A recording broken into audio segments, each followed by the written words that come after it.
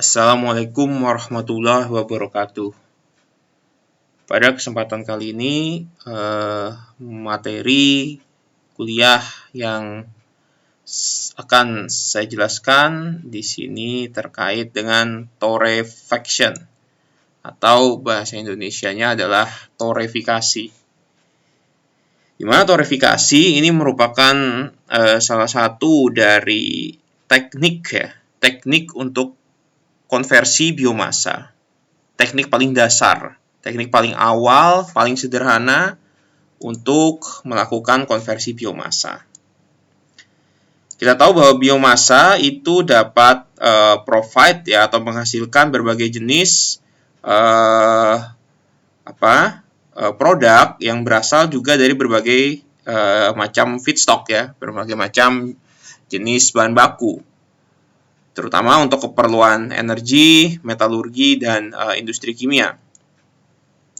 Production of solid fuel from biomass ya, using carbonization ya, artinya proses pembentukan bahan bakar padat menggunakan biomasa, menggunakan metode karbonisasi, ini telah banyak dilakukan mulai dari ribuan tahun yang lalu.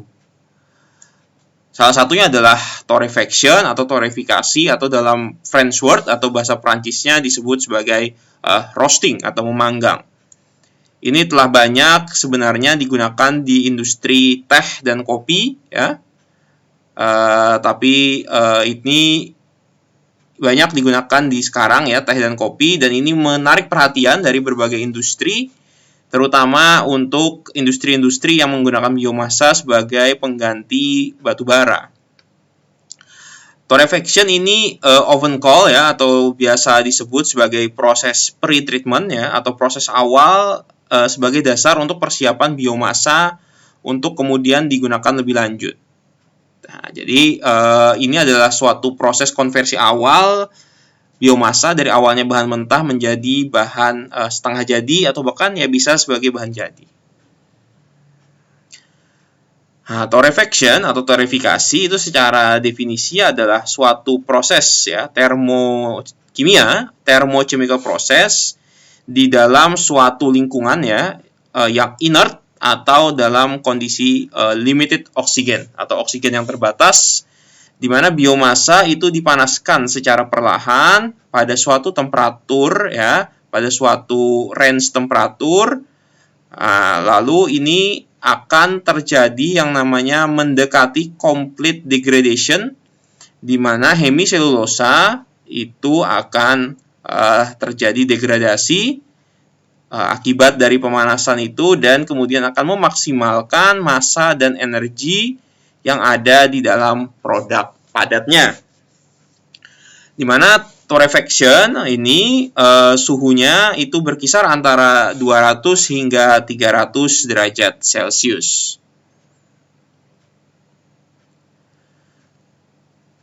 Major motivation of torrefaction ya, tujuan utama dari suatu torrefikasi ini adalah untuk menghilangkan bagian-bagian berserat atau fibrous nature dari suatu material biomasa, sehingga nanti akan mudah dibentuk ya atau dihancurkan untuk dibentuk menjadi bahan bakar padat yang lain.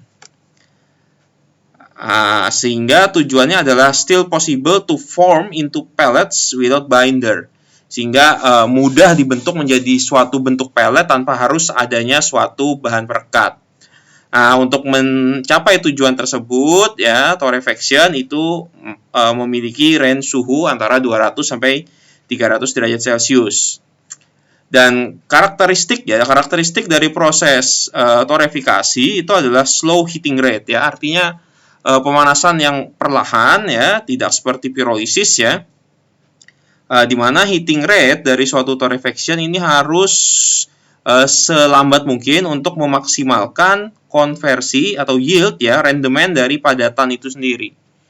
Umumnya rate ya, atau kecepatan dari pemanasan suatu proses torrefikasi itu kurang dari 50 derajat Celcius per menit ya, peningkatan suhunya kurang dari 50 derajat Celcius per menit.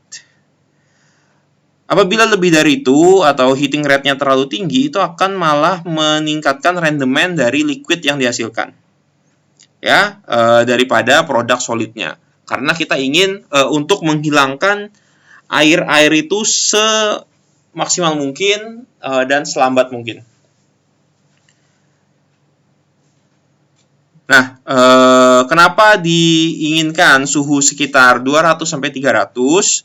Karena umumnya dekomposisi dari biomasa itu terjadi di sekitar suhu 100 sampai 260 derajat Celcius.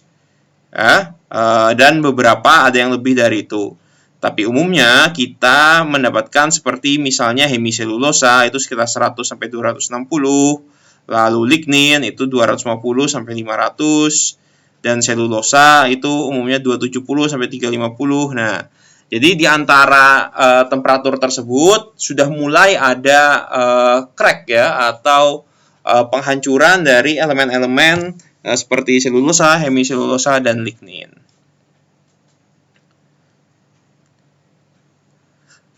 Nah, lalu kita lihat di tabel ini ya, kira-kira secara keseluruhan dari proses pembakaran suatu biomasa itu dapat kita lihat di sini ya, bahwa mulai dari temperatur normal dari 20 derajat sampai 110 derajat Celcius itu yang terjadi adalah proses preheat ya, di mana uap air itu mulai teruapkan. Heating rate-nya itu low ya, atau fast juga bisa cepat.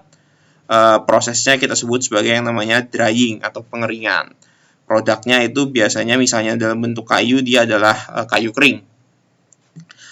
Lalu di suhu 110 sampai 200 itu preheating lanjut ya, untuk menghilangkan trace ya, atau sisa-sisa dari uap air, dan sedikit memulai proses dekomposisi. Ini disebut sebagai post drying atau preheating. Nah, preheating dengan produknya adalah preheat dry wood. Lalu meningkat ke suhu 200 sampai 270, ini proses dekomposisi itu akan merilis ya, atau melepas komponen-komponen yang mudah menguap atau volatil, misalnya asam asetat, metanol, karbon monoksida, karbon dioksida, dan sebagainya. Ini disebut sebagai proses torrefication. Nah, maka mulai muncul yang namanya produknya torrefied wood ya. Dari suhu 270 sampai 300 ya, dengan heating rate low, ini mulai terjadi dekomposisi eksotermik ya, merilis condensable and non-condensable vapor, mulai uap-uap ya, komponen-komponen uap itu akan mulai hilang. Nah, ini disebut sebagai proses torrefication. Selebihnya dari 300 sampai 400 itu struktur dari kayunya atau biomasanya itu mulai hancur. Lalu mulai ada tar ya, tar yang rilis. Nah, bila heating rate-nya itu low, kita sebut sebagai low temperature carbonization, low fixed carbon charcoal. Tapi bila proses pemanasannya cepat, itu kita sebut sebagai pyrolysis. Nah, ini produknya itu yang dihasilkan adalah cair karena dia cepat. Tapi kalau lambat itu hanya carbon charcoal. Di suhu 400 sampai 500 itu mulai muncul tar ya. Tar itu mulai rilis. Nah, bila pemanasannya low atau lambat itu kita sebut sebagai karbonisasi. Nah, karbonisasi hasilnya ada karbon charcoal, dan bila pemanasannya cepat itu adalah pyrolysis ya, atau produknya adalah cairan liquid. Suhu lebih dari 500 itu adalah carbonization complete ya. High temperature carbonization atau pyrolysis lebih lanjut. Nanti produk akhirnya adalah tar-free charcoal dan liquid higher gas yield. Nah, ini. Jadi untuk torrefication itu berada di awal.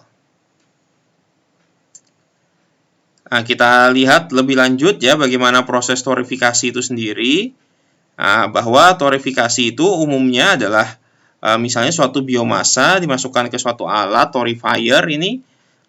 Misalnya suatu biomasa dengan massa 1 kg mengandung energi 1 megajoule dengan energi density-nya 1 megajoule per kilogram. Harapannya ketika dilakukan proses torrefication itu komponen-komponen volatil yang mudah menguap dan gas-gas yang terkandung di dalam biomasa itu akan rilis. Biasanya sekitar 30% ya, artinya ada 0,3 kilo dari 1 kilogram itu yang terbuang, dan menyisakan torrefied biomass itu sekitar 0,7 kg. Tapi energi yang terkandung di dalamnya itu tidak sebanyak yang massa yang hilang. Nah, energi yang hilang itu sekitar targetnya 0,1 megajoule. Nah, sementara energi yang tersisa itu adalah 0,9 megajoule, sehingga energi density-nya atau megajoule per kilogramnya menjadi lebih besar daripada biomasa mentah. Inilah target yang diharapkan. Target yang diharapkan adalah meningkatkan energi density. Makanya dilakukan proses torefikasi, pirolisis, hingga karbonisasi. Ini tujuannya adalah untuk meningkatkan energi density dari biomasa tersebut. Nah, bila kita lihat ya dari proses torefikasi, ini contohnya adalah pohon maple ya atau pohon cemara.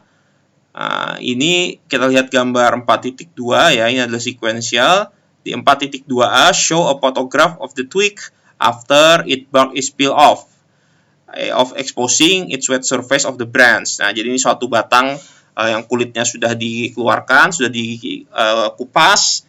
Nah, ini masih suhu 20 derajat, artinya masanya masih 100%. Nah, lalu pada gambar 42B ya, ini the twig is left in air drying ya, oven ya, pemanasan udara pada suhu 70 derajat Celcius. Nah, ini mulai uap airnya terevaporasi. The surface no longer appears wet. Jadi permukaannya tidak terlihat basah. Ya, kira-kira ada 20% uap air ya, massa yang hilang akibat ini. Lalu selanjutnya dipanaskan lebih lanjut di suhu sekitar 140 derajat Celcius. Ini bone dry ya, mulai muncul kemerahan warnanya. Ini massa yang hilang sekitar 42%. Secara lebih lanjut, naikkan suhunya ke 200 derajat Celcius ya pada medium inert. Ini mulai proses dekomposisi sehingga warnanya mulai semakin tua. Selanjut hingga suhu 250 sampai suhu 310 ini warnanya mulai menghitam. Di 250 derajat Celcius ini massa yang tersisa 43%. Lalu di sekitar 310 derajat Celcius itu massa yang tersisa sekitar 28%. Ini massa yang tersisa dari awalnya, misalnya awalnya 100 kg, maka yang tersisa di akhir ini adalah 28 kg, tapi dengan kandungan energi yang masih tersisa banyak dibandingkan dengan apa yang hilang. Jadi inilah kira-kira gambaran apa yang terjadi pada proses torefikasi.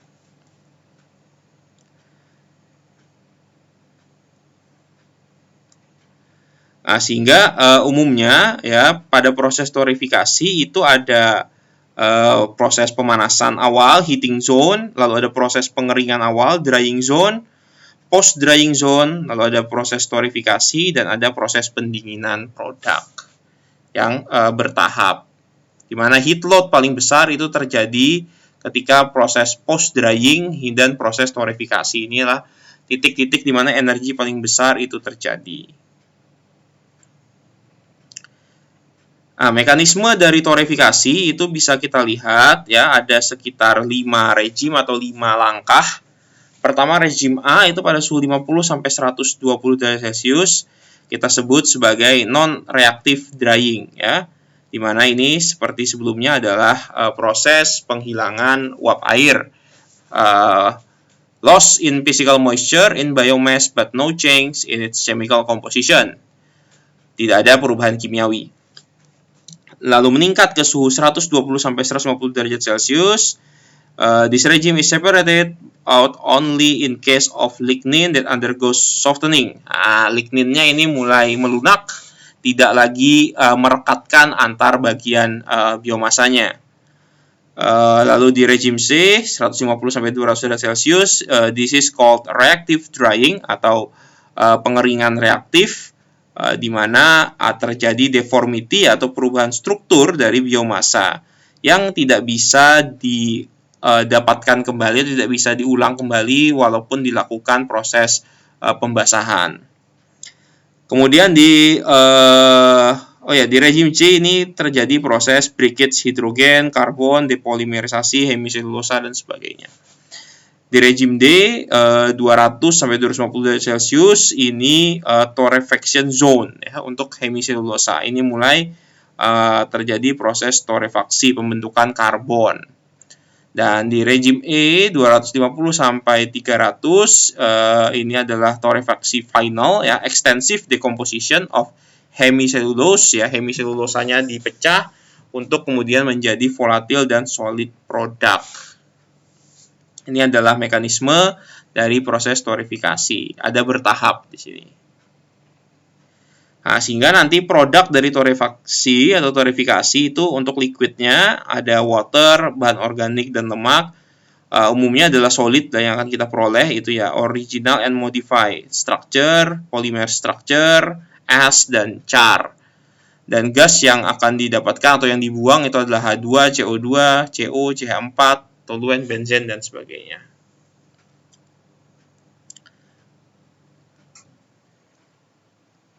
Nah, lalu degree of torrefaction ya atau derajat dari torrefikasi ini ada light, medium, dan severe torrefaction. Ini dibedakan berdasarkan suhu ya. Mulai dari 200 sampai 240 itu hanya hemiselulosa yang terdegradasi, sementara lignin dan selulosanya tidak terapa-apakan. Lalu di medium torrefaction ketika suhu mencapai 240 dan 260 selulosa itu mulai break ya, mulai terjadi pemecahan selulosa. Sebelumnya hanya hemiselulosa.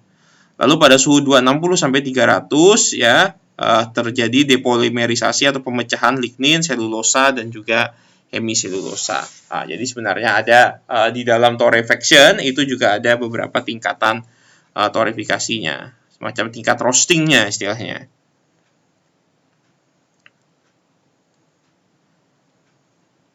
Berlanjut ke bagian alat ya, alat dari torrefikasi ya, beberapa teknologi ya, teknologi torrefikasi mulai dari rotary drum, screw conveyor, multiple heart, dan sebagainya.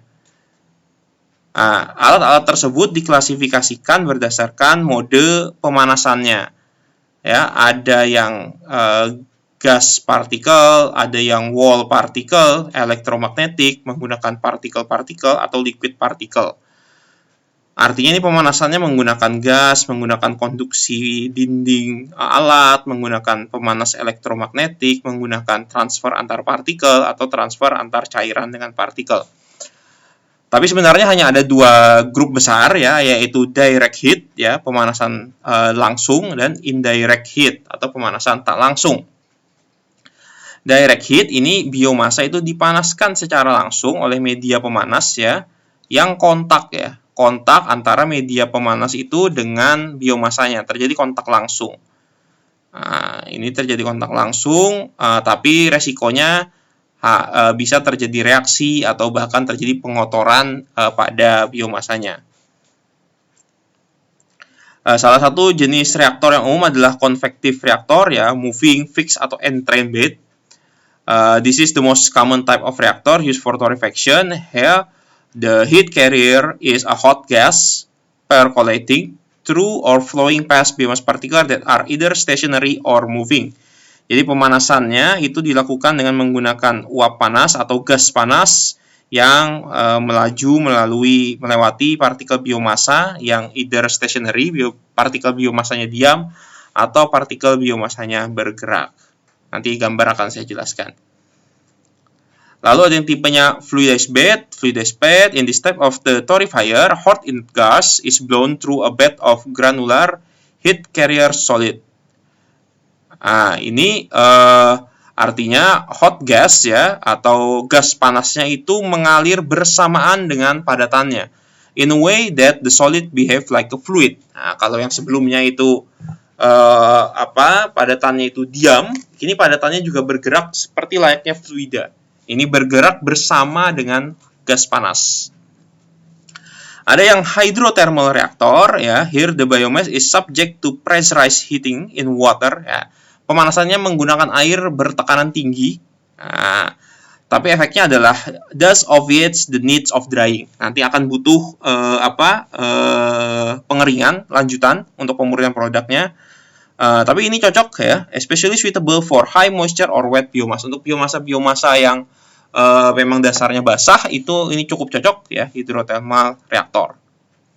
Sementara tipe yang indirectly heat reactor ya, indirectly heat torrefier ya, torifikasi yang tidak langsung pemanasannya ini tidak saling kontak.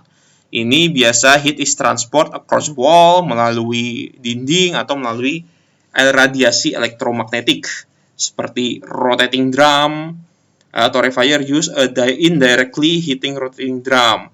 The tumble, the biomass is an environment. Nah, jadi gasnya itu dialirkan itu di luar dari drumnya. Biomasanya itu berputar dalam drum tanpa kontak secara langsung dengan gas panas.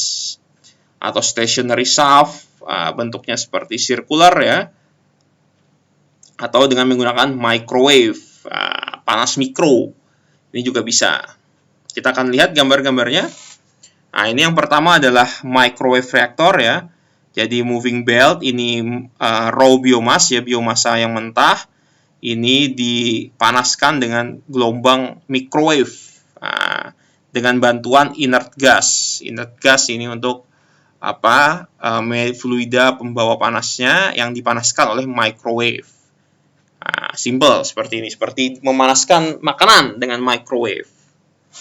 Yang B ini moving bed reactor. Moving bed reactor ini raw biomass. Raw biomass masuk ini dari atas ke bawah, ini dipanaskan ya oleh inert gas, dipanaskan sambil biomasanya turun. Ini dipanaskan. Harapannya ketika tiba di bawah ini sudah menjadi torrefied biomass atau biomasa yang sudah tertorifikasi, gasnya keluar ke atas. Ada yang multiple hearth furnace.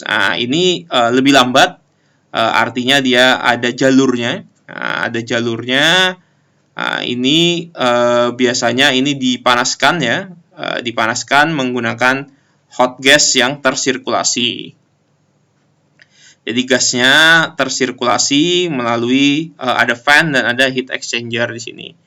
Ini biasanya jalurnya lebih lambat. Tapi konsepnya mirip dengan moving bed ini. Tapi ini ada jalurnya. Lalu ada yang tip menggunakan belt conveyor. Ini juga mirip. Ada jalur untuk biomasanya. Untuk menjamin bahwa panas yang dialirkan itu mengenai seluruh biomasa atau proses torifikasi itu terjadi sempurna. Tipe rotary drum. Tipe rotary drum ini biomasa biasanya dialirkan melalui semacam screw conveyor. Ada screw ini bersamaan dengan screw ini. Dia masuk ke torrefaction drum, tapi dia tidak kontak langsung dengan hot gas ya.